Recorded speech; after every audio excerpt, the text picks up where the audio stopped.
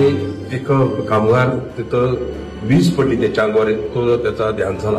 आपत्तीच्या हेडखाली आम्ही तो प्रस्ताव दिला आणि त्या प्रस्तावाच्या माध्यमातून आज तहसीलदार मॅडम इथं उपस्थित राहिले आणि त्या कुटुंबियांना त्यांच्या पत्नीला त्यांना 4 लाख रुपये आज आम्ही गावच्या ह्या ग्रामपंचायतमध्ये त्यांना केलेले.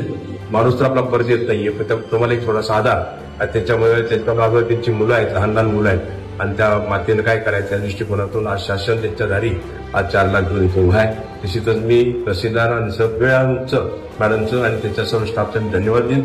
एवढ्या तातडीनं प्रस्ताव आपण ताबडतोब केला आणि या गरीबाला आपण न्याय दिला त्याबद्दल धन्यवाद.